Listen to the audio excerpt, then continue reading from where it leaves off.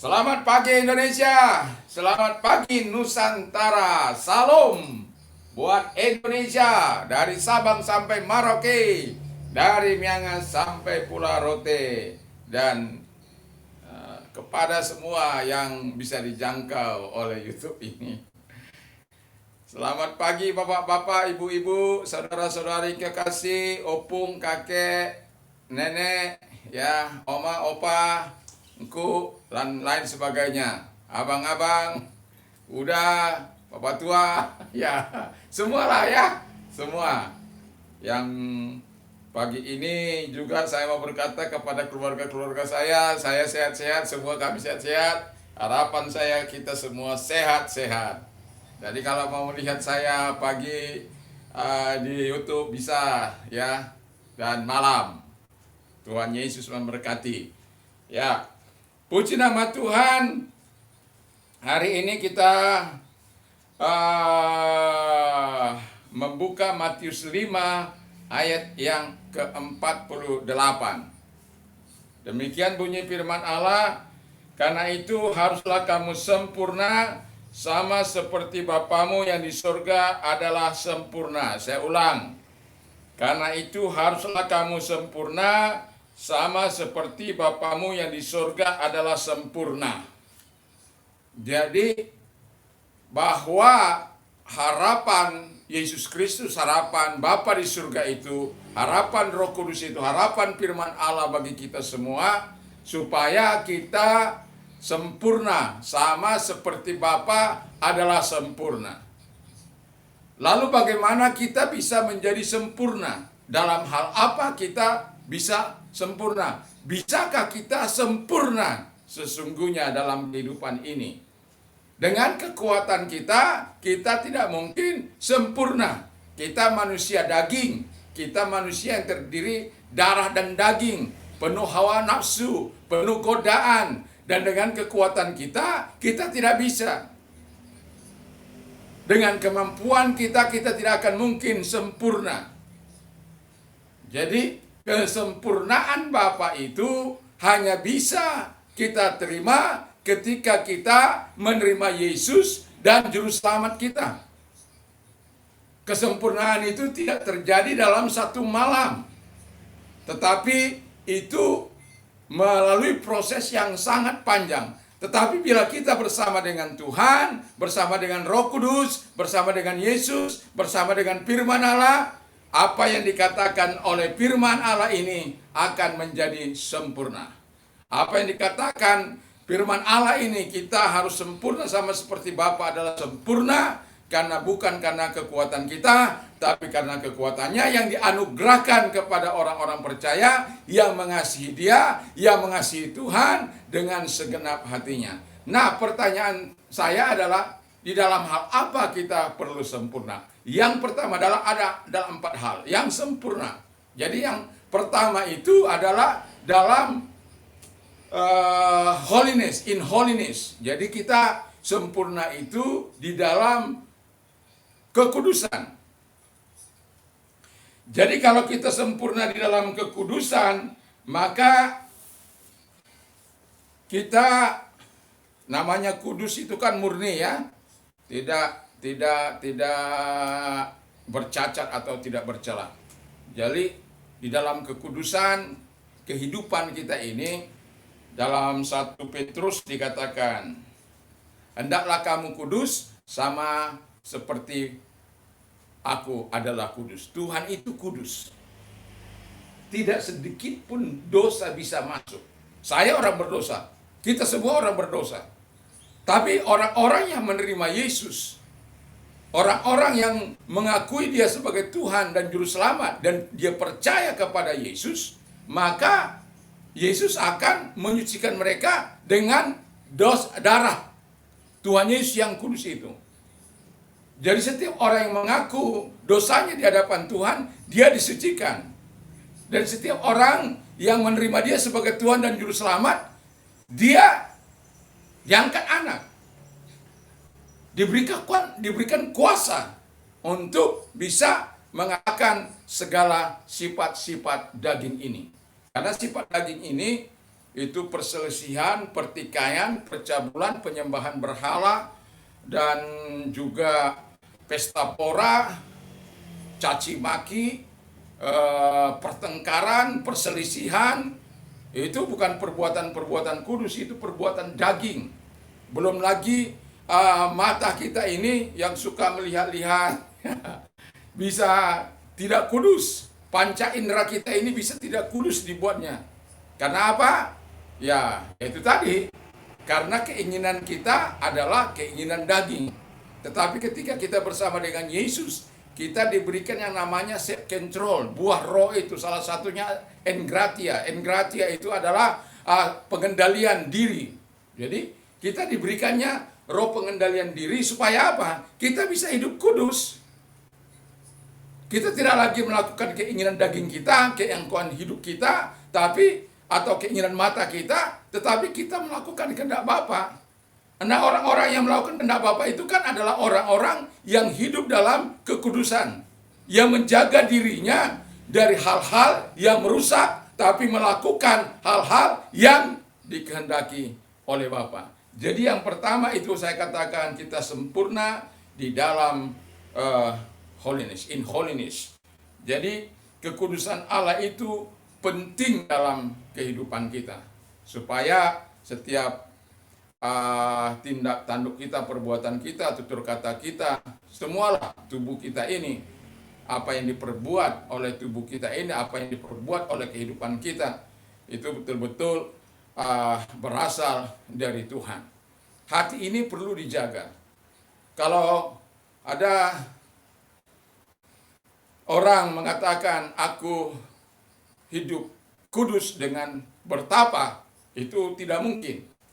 Karena orang hidup kudus itu tidak menjauh dari orang. Bukan karena dia menjauh atau bertapa di sana dia bisa hidup kudus, tidak. Karena ada pikiran-pikiran yang mengotori, ada hal-hal yang bisa membuat dia tidak kudus.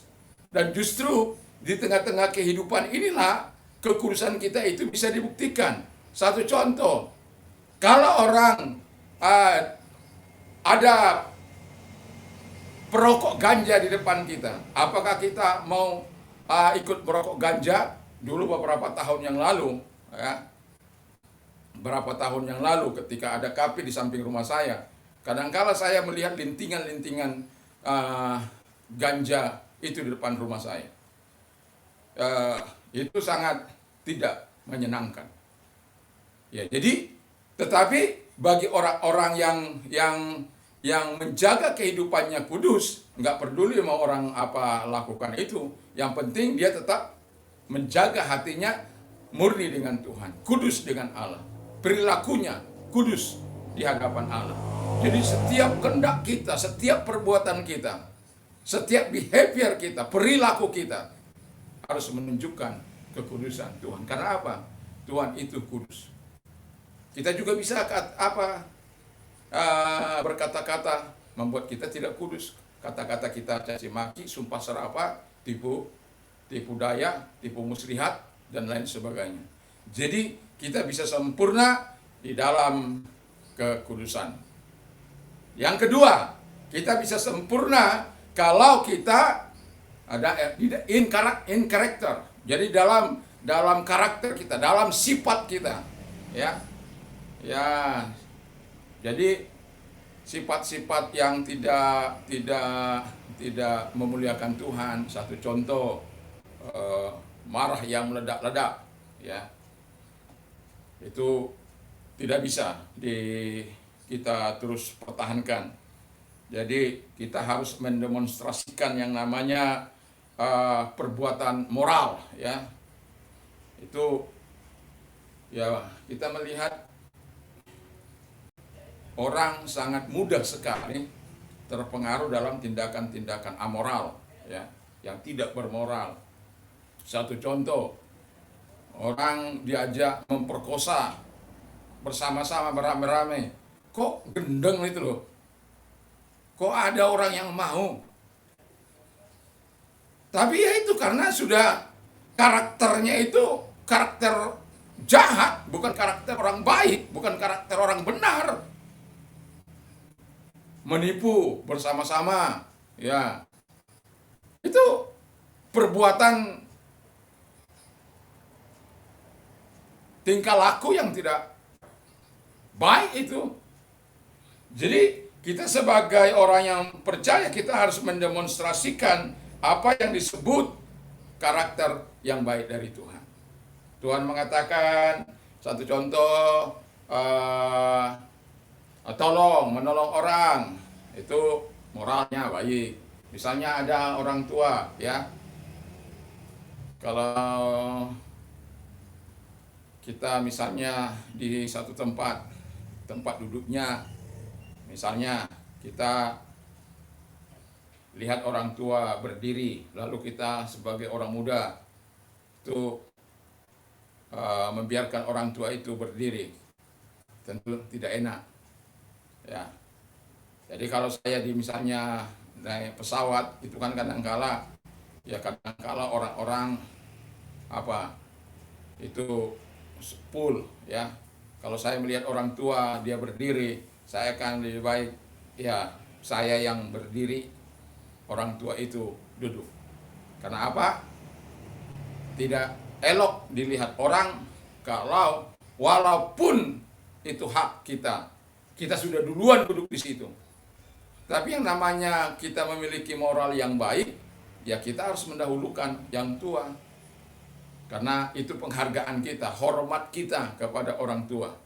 Penghormatan kita, mengasihi orang tua, menolong orang tua, dan lain sebagainya. Jadi dalam karakter kita bisa sempurna kalau bersama dengan Tuhan, bersama dengan Yesus. Karakter kita, ya, biasanya karakter daging ini, itu bisa membawa kita kepada kehancuran, ya. Tetapi karakter yang baik itu akan membawa kita, akan membuat kita bisa bertahan dalam keadaan situasi apapun. Jadi kalau karakter kita baik, seburuk apapun hidup ini, kita masih bisa bertahan dengan ucapan syukur kepada Allah. Kalau kita punya moral yang baik, ya pasti ada saja pertolongan, pasti ada saja kemurahan Tuhan, pasti ada saja kebaikan Tuhan yang akan kita nikmati dalam kehidupan ini.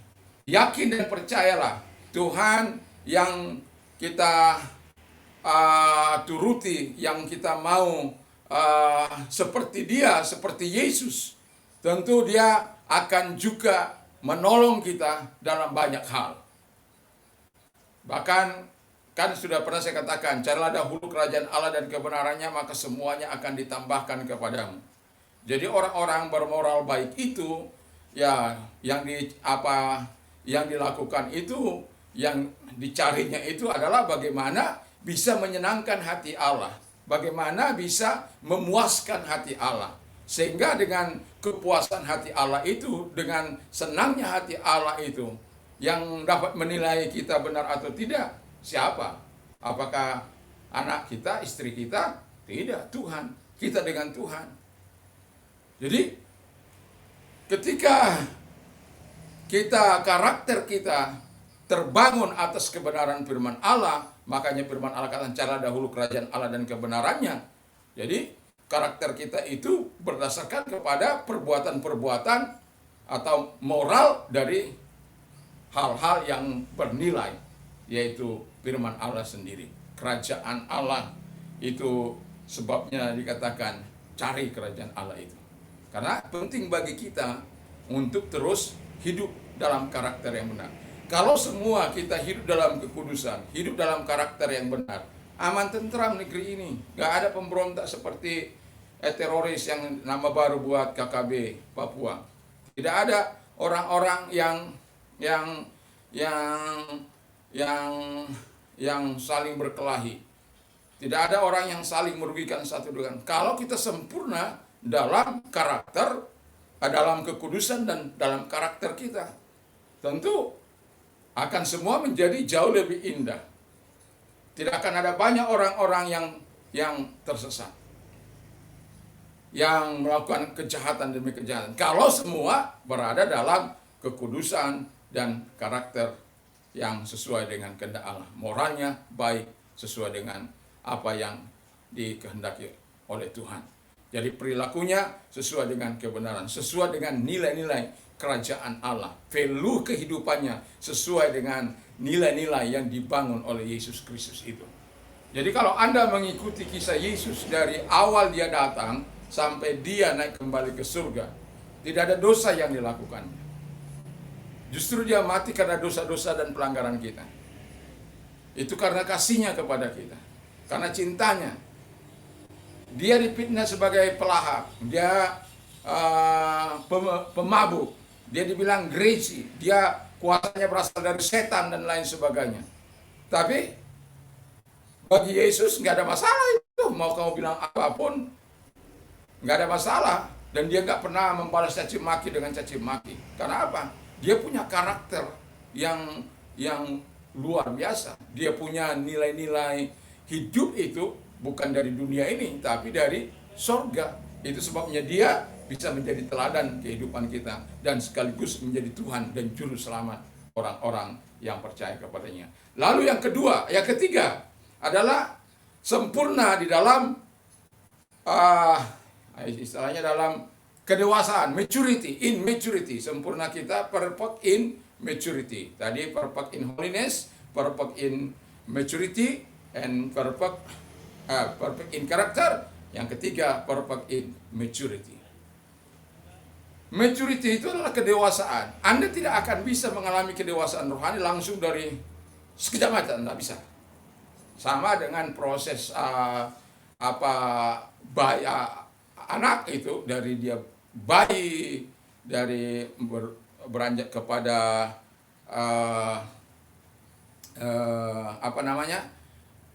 anak-anak, lalu teenager, lalu adult, dewasa. Kalau dalam istilahnya dalam kerohanian, dia bayi rohani. Yang namanya bayi rohani itu ya sukanya susu. Ya, anak-anak rohani mulai makanan keras, ya bisa diapain. Remaja udah lebih keras lagi. Ya kalau yang sudah bisa berpikir, bisa mengambil keputusan, bisa bertindak, bisa menjaga dirinya. Itulah maturity. Makanya Paulus katakan begini, when I was a child, 1 Korintus 13 ya, ayat yang ke-11. When I was a child, I thought as a child, I understood as a child. When I became a man, itu menjadi dewasa, di situ terjemahannya. I put away childish thing. Jadi aku meninggalkan sifat kekanak-kanakan itu. Alkitab mengatakan kita harus meninggalkan sifat kekanak-kanakan, tapi dalam kejahatan jadilah seperti kanak-kanak. Artinya ya tidak menyimpan, tidak dendam, tidak sakit hati, tidak membalas, tidak menaruhnya dalam hati. Ya, cepat untuk mengakui. Ya, dalam kejahatan dikatakan jadilah seperti anak-anak, tapi dalam rohani jadilah seperti dewasa, in maturity. Jadi kedewasaan itu akan menentukan kematangan kita untuk bertindak. Jadi kematangan di dalam kedewasaan rohani tidak ada lagi kata-kata yang sia-sia di situ. Kalau kita lewat, ya saya sebenarnya miris ya. Ini menandakan ketidakdewasaan. Ya, sudah tua juga masih berkata-kata kotor, ya, masih mencaci maki, masih ya, tidak bisa mau saya katakan lah.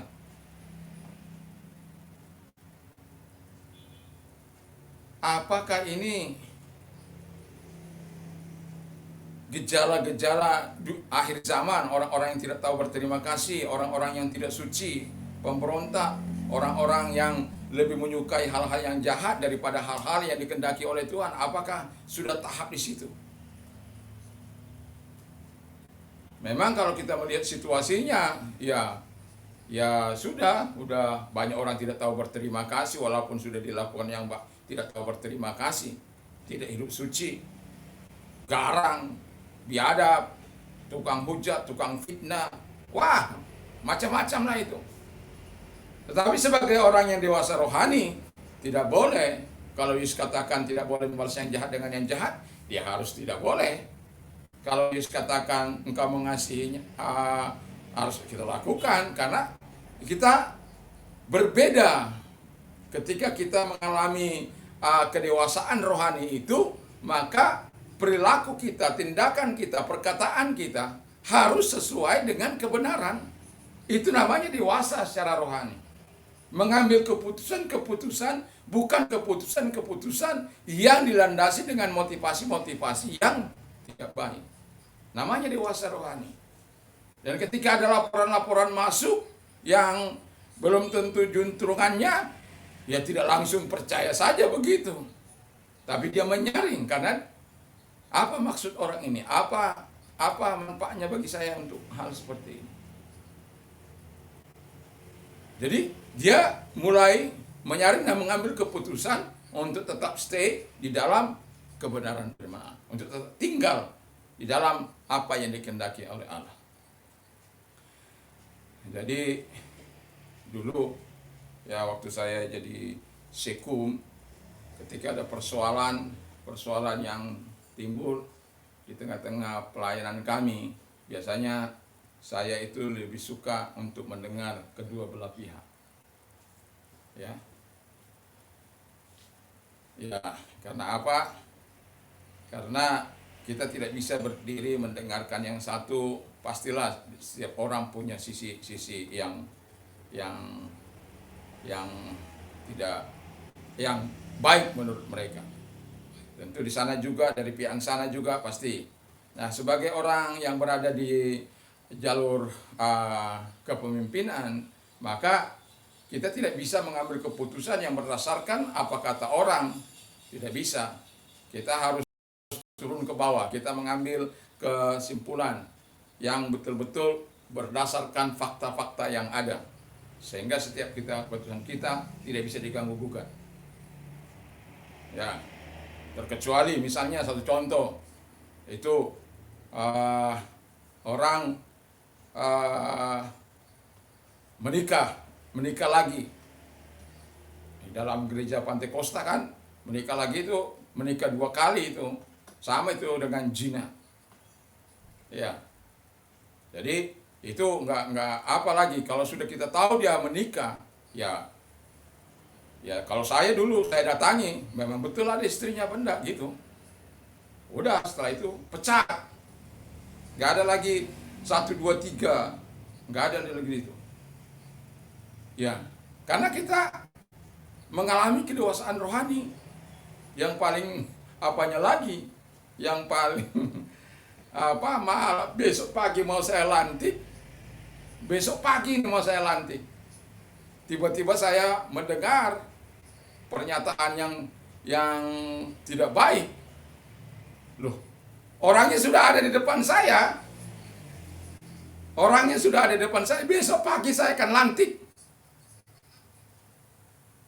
Nah, sebagai orang yang sudah mengalami kedewasaan rohani, saya panggil dia.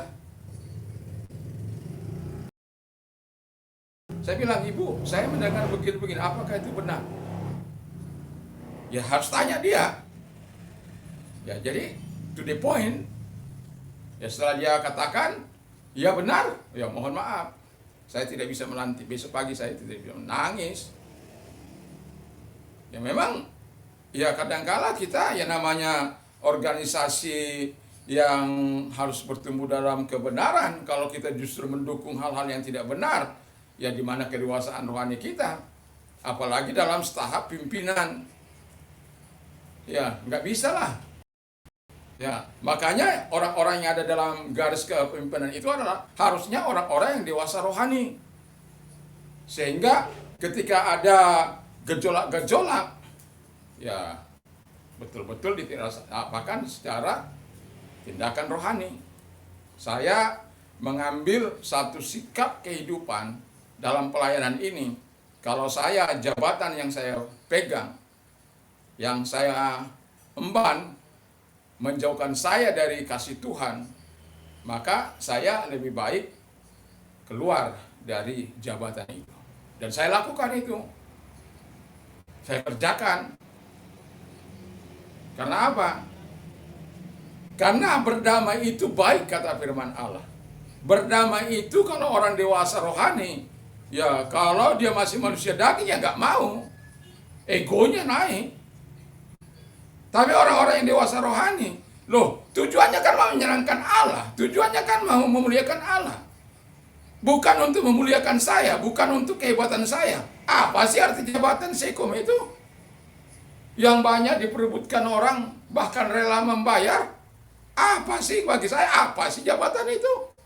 Nggak ada guna. Kalau kita sudah dalam tahap kedewasaan rohani, kalau misalnya kita ada permusuhan, lalu orang lain minta maaf, lalu kita nggak maafkan, apa gunanya kita? Saya sejahat-jahatnya orang lakukan kepada saya, kalau orang itu sudah minta maaf, datang ke rumah minta maaf, maka saya enggak, biarpun sudah dikatakan pendeta setan kamu apa, enggak ada masalah sama saya, enggak ada masalah. Bukan karena itu saya juga rusak, enggak. Yang merusak saya itu kan apabila saya tidak sejalan dengan Tuhan. Yang merusak saya itu kan apabila saya tidak satu kehendak dengan Tuhan, tidak satu hati dengan Tuhan. Tidak satu hati dengan Tuhan. Jadi kalau kita bersama dengan Tuhan, yang dewasa di dalam Tuhan, maka yang kita lakukan bukan kehendak kita. Walaupun secara daging ini nggak enak. Jadi waktu saya turun dari jabatan saya sebagai sekum, saya nggak masalah itu. Walaupun akhirnya ada fitnah sana fitnah sini. Tapi bagi saya, menyenangkan hati Tuhan jauh lebih baik daripada hanya untuk menyenangkan diri sendiri. Jauh lebih baik. Jadi tidak ada kepura-puraan bagi saya. Kalau saya mengatakan tidak. Selama orang itu tidak melakukan apa yang sesuai dengan apa yang dikehendaki oleh Tuhan, saya juga bisa bersebelahan.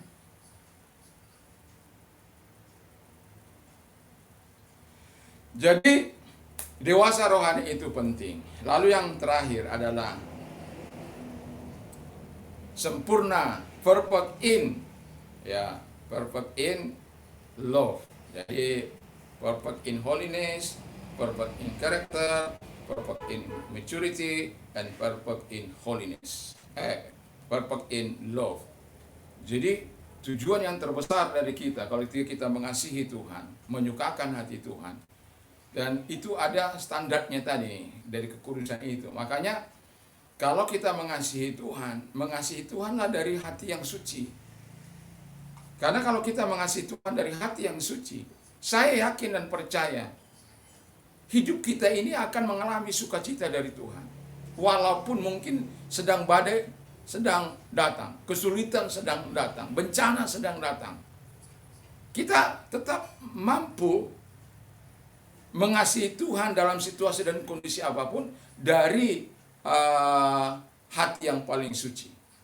Itu karena nggak bisa kita mengasihi Tuhan dengan bermain-main. Ada standarnya jelas.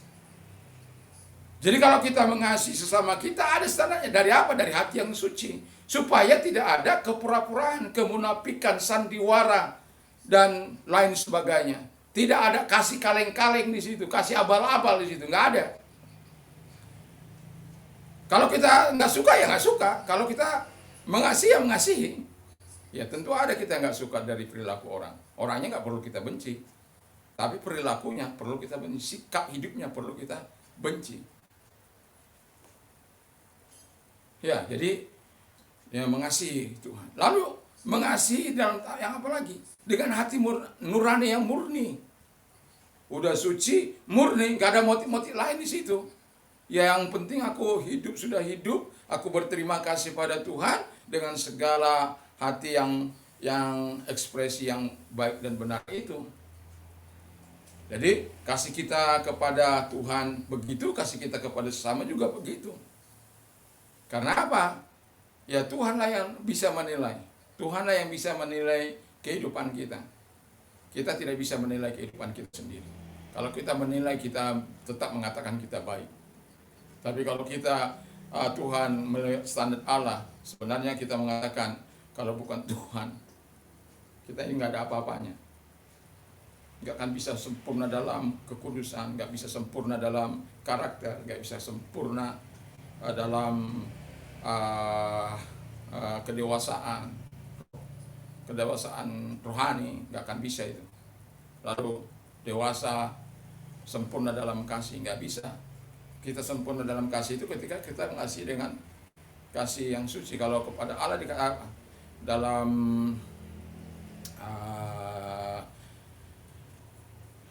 Matius 22 ayat yang ke-37 sampai 40 dikatakan sana, kasihlah Tuhan Allahmu dengan segenap hatimu, dengan segenap jiwamu, dengan segenap kekuatanmu.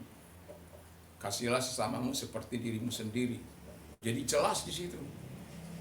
Jadi dengan segenap kekuatan kita, dengan segenap jiwa kita, dengan segenap keberadaan kita ini. Jadi mengasihi Tuhan itu bukan main-main. Makanya Tuhan mengatakan, hendaklah engkau sempurna dalam kasih. Karena Bapa itu sempurna dalam kasih. Bapa memberikan anaknya yang tunggal demi kepentingan kita. Supaya kita selamat, supaya kita diberkati oleh Tuhan, supaya kita memperoleh posisi yang baik, kedudukan yang baik di hadapan Tuhan dalam hal yang luar biasa. Kalau dulu kita belum percaya Yesus, mau usir setan, setannya nggak akan keluar. Tapi ketika kita lahir baru dalam Tuhan, kita betul-betul dewasa, sempurna di dalam Dia, mengusir setan kita nggak perlu takut. Menghadapi setan kita nggak perlu takut.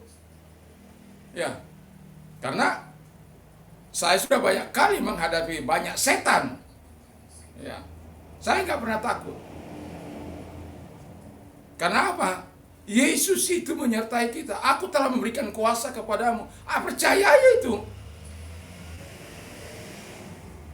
Mengusir setan-setan dalam namaku, bukan dalam nama Simon Junta. Simon Junta itu nggak ada apa-apanya. Nggak ada apa-apanya Simon Junta itu. Jangan percaya kalau dia punya kuasa. Jangan percaya ya. Tapi oleh karena Yesus, jadi saya mengusir setan itu karena nama Yesus, bukan nama saya. Nama Simon pun nggak ada punya kuasa. Tapi Yesus memberikan kuasa itu bagi orang-orang yang percaya kepada Dia. Menumpangkan tangan atas orang sakit sembuh. 1 Maret 1987 saya percaya Yesus. Dan ya kalau orang bilang untuk orang berobat ke dokter apa, mungkin banyak kali uangnya habis. Tapi saya hitung itu. Yang pertama kali 25.000 itu untuk cabut gigi.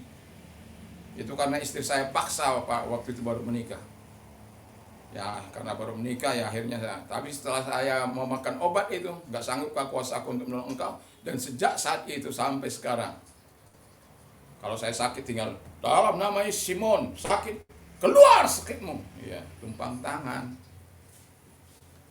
Apa saja, tumpang tangan. Anak saya juga kalau sakit begitu. Kau cari dokter di atas apa dokter di bumi? Saya ganti dokter. Kalau dia mengatakan dokter di bumi, ya bawa dia ke dokter. Kalau bilang dokter ke atas, tumpang tangan, sembuh. Jadi yang terakhir itu kasih kita adalah kasih yang didasari dengan iman. Jadi kasih itu enggak sembarangan. Kasih, kita mengasihi karena iman kita. Karena dalam Ibrani yang ke-11 ayat 6, tanpa iman tidak mungkin menyenangkan hati Allah. Jadi kasih kita itu harus kita lakukan dengan iman. Bukan iman abal-abal, iman yang sungguh. Itu sebabnya hendaklah kamu sempurna sama seperti Bapa yang ada yang di surga itu adalah sempurna. Jadi therefore you shall be perfect just as your Father in heaven is perfect. Oleh karena itu hendaklah atau haruslah ya, hendaklah engkau sempurna sama seperti Bapamu yang di surga adalah sempurna. Wow. Jadi jangan katakan bahwa kita tidak bisa sempurna di dalam 4 hal ini. Ketika kita bersama dengan Bapa, bersama dengan Yesus, bersama dengan Roh Kudus dan firman yang kita miliki ini, ya, ini firman yang kita miliki ini. Ya, baca dia, ya. Kalau kita dengar di YouTube, kalau kita tidak kuat, ya, kalau Anda sering dengar di YouTube, maka Anda akan goncang iman Anda. Ya, makanya sudah 2 hari ini saya menjawab pertanyaan-pertanyaan yang selalu timbul. Ya, ya, karena apa? Kalau dia tidak mengerti, tidak pernah baca firman Allah, ya oh aja, ya aja, ya iya aja. Tapi apakah firman Allah sesuai dengan apa yang dikatakan oleh orang-orang di luar sana? Bagaimana ukurannya? Ya ini firman Allah, Tuhan ini sendiri. Alkitab itu apa yang dikatakan oleh Alkitab, itu yang kita yakini, itu yang kita percayai. Bukan apa yang dikatakan orang di luar sana. Itu kita artinya kita sempurna dalam kasih kepada Allah.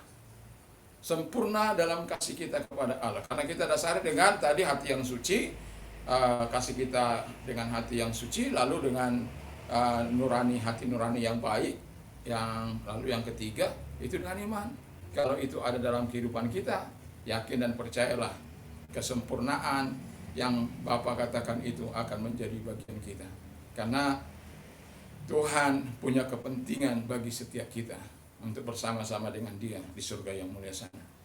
Tuhan punya kepentingan bagi setiap orang yang percaya untuk duduk bersama-sama dengan Dia untuk masuk ke dalam kerajaannya. Dia tidak menginginkan anak-anaknya untuk masuk ke dalam neraka, tempat si iblis itu. Neraka itu bukan disediakan bagi orang-orang percaya atau bagi manusia sebenarnya, tapi bagi setan.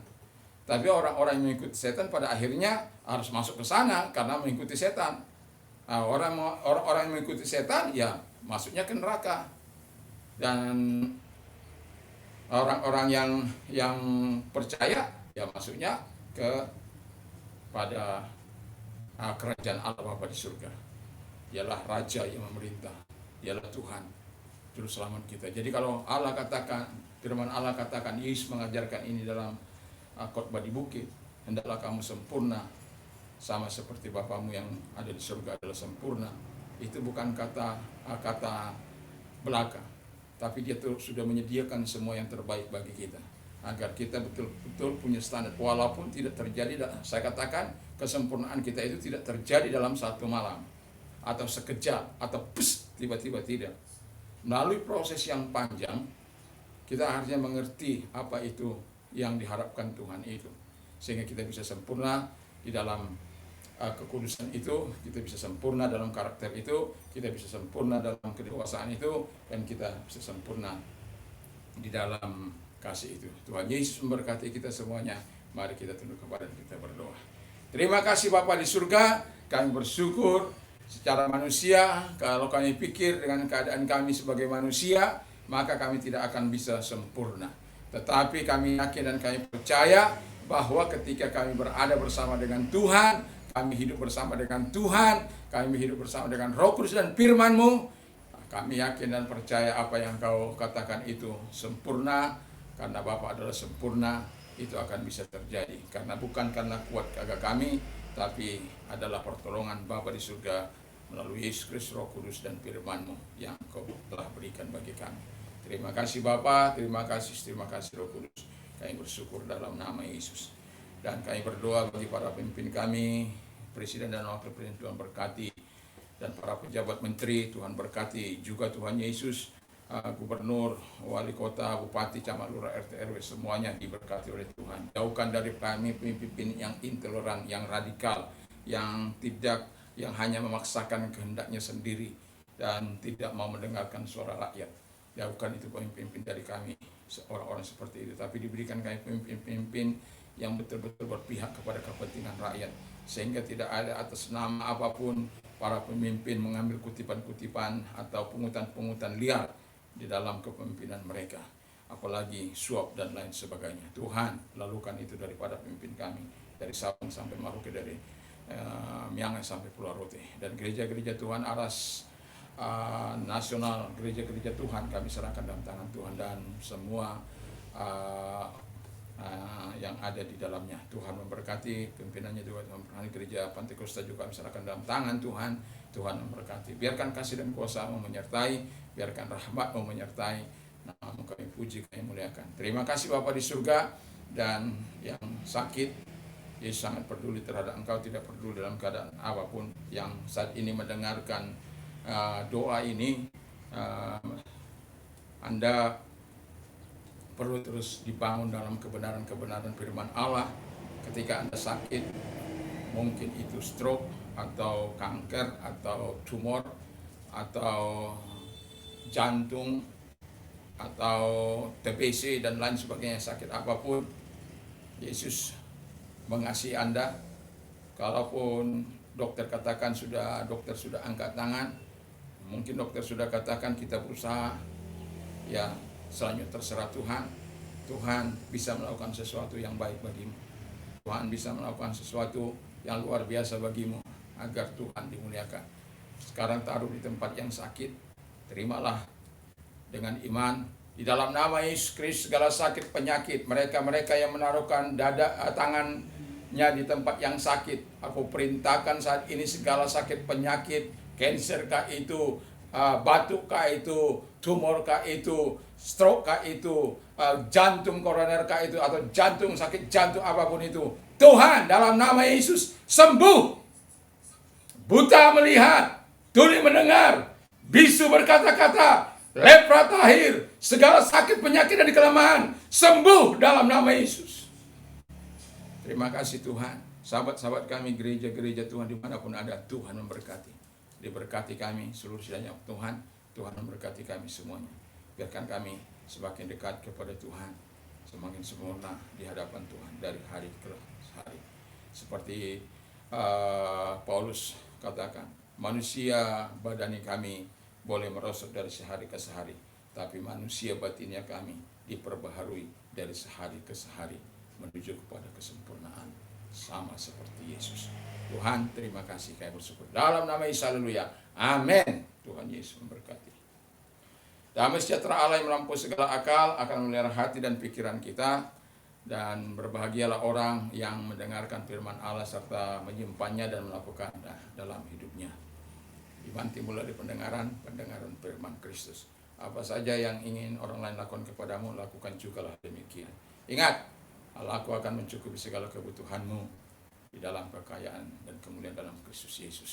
Dan I can do all things through Him who gives me strength.